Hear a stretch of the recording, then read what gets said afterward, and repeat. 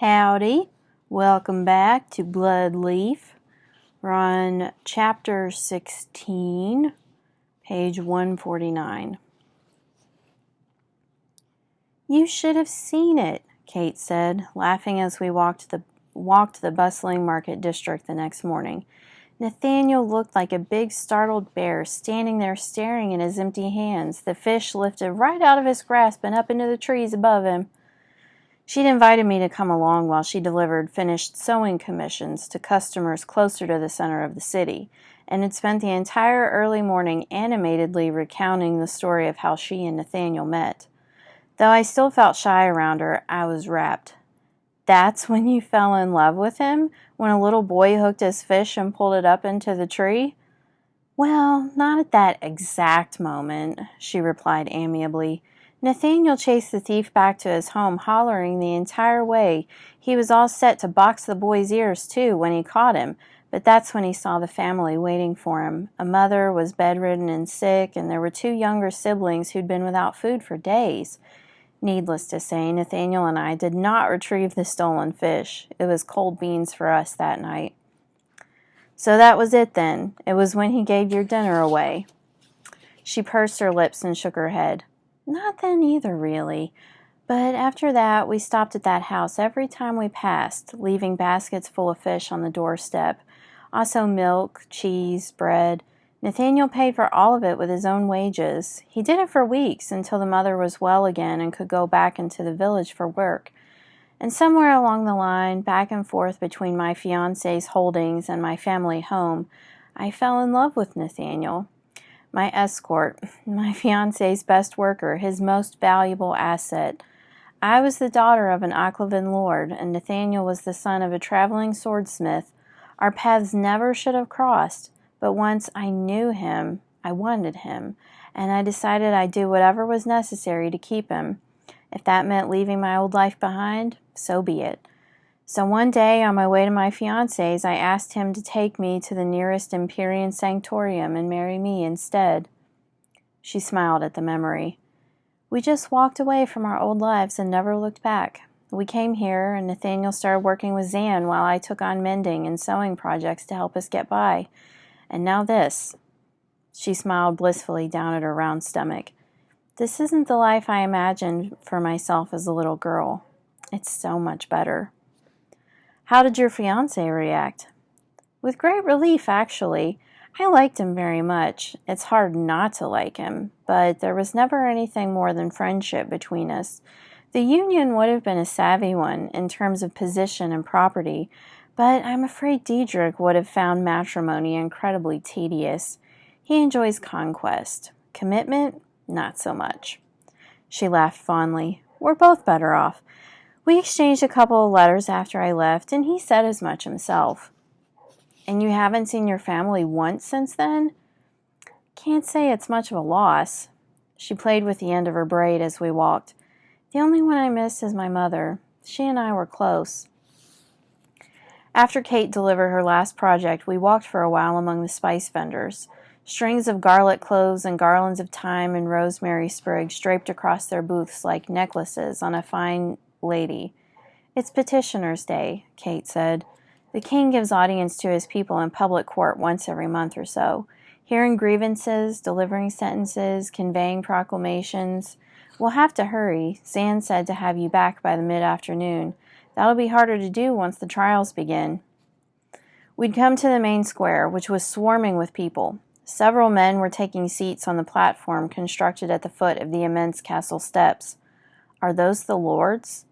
Yes. See that short, round one in the purple brocade? That is Baron Ingram. And the one with the silver hair? Castilian. To his left is Ramos. Then there is Achebe. And over there is Lim. And she stopped before naming the young man on the farthest end. He was blandly handsome, with a charming smile on his face. Who's that? I asked. The fiancé I told you about? That's him, Diedrich Corvallis. On the high platform, the king was in place upon the heavy velvet chair that had been dragged out to serve as his throne.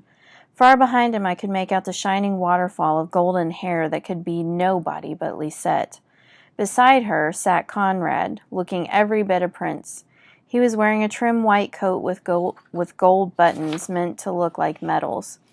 His back was straight, his hands folded tightly in his lap. I could tell he was trying desperately to keep from squirming. I felt a pang. He needed a toy to fiddle with, like the ones I used to give him to help him stay calm and alleviate his distress. Taurus loomed over them both, dressed like a Renaultan lieutenant. There was a bitter taste on my tongue. It was Kellen's spare uniform he wore, missing only the cloak. I wondered if he'd stole Kellen's name as well. Hearing him referred to as Lieutenant Graythorn might be more than I could take. To Kate, I asked, "And which one is Prince Valentine?" She shot me a sidelong glance. "None of them. He doesn't come to these things. He's never liked being in front of a crowd." It seemed a common trait among princes, I mused, but at least Conrad was out here trying to do his duty. The king rose. "Good people," he began, his teeth stark white against his ruddy skin. "It is written in our laws and traditions that the king must regularly hold audience with his people, so that you may bring your grievances and lay them before him to meditate, and so that he may hear the charges against imprisoned, accused, and grant fair judgment upon them. Today is that day. Come, petitioners, speak, and your beloved king will hear you." Kate snorted and said under her breath, "He thinks if he tells everyone enough times that they love him, it must be true. I'm surprised he hasn't issued a decree about it yet.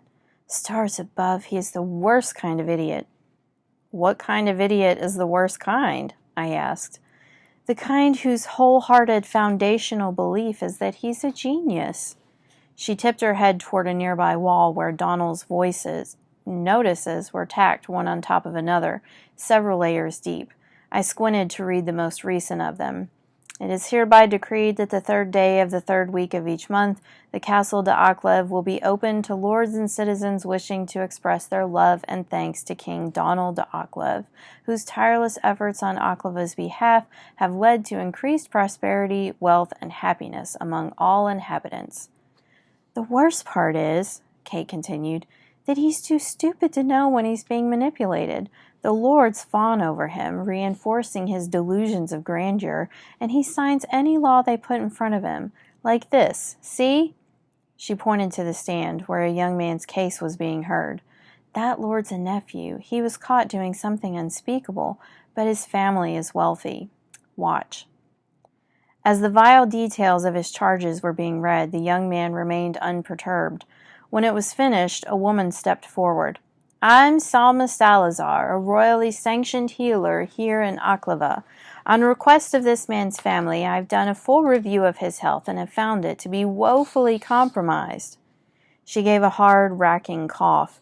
It seemed her own health was also woefully compromised. "I regret to inform the king that the subject is too ill to stand trial at this time, and recommend that he be committed to the care of his family until his health has returned." "Which will be never, of course," Kate said under her breath. "A year or two ago, a real petition went before the king asking that he grant sick, imprisoned criminals access to healers. It was meant to save the lives of the poor, who were dying before they could come to trial for trivial crimes. Stealing bread, inability to pay a landlord, that sort of thing. Donald issued one of his glorious decrees just as he was asked, but with the addendum that the prisoner must provide payment for the healer. And so this is what we ended up with.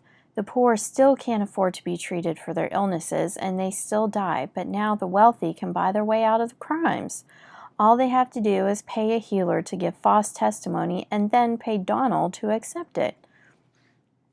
We moved on through the crowd while the king agreed to Salma's recommendation, and 2 more cases were pleaded and dismissed before we got halfway across the square. A 3rd defendant was on the stage now, shuffling forward with irons on his wrists and ankles. "I know that man," I said, surprised. "He was the one who brought Zan to me in the travelers' camps."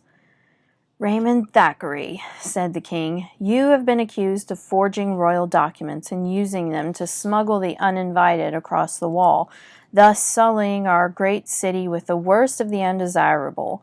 Vagrants, beggars, whores." Thackeray scoffed. "Since when did you have a problem with whores, Majesty?" The king's face turned from red to purple. Do you deny these charges, Mr. Thackeray? I do indeed, Thackeray said. If they was not born here or invited by royalty, they would not have got in. Simple as that. Thus, he grinned at borrowing the king's own word, it ain't smuggling. Then, please, Mr. Thackeray, tell us which person of royal lineage is unlawfully providing you with these invitations. Lots of possibilities, right? I bet you've got little bastards crawling all over the city, haven't ye? But no, I won't give you a name.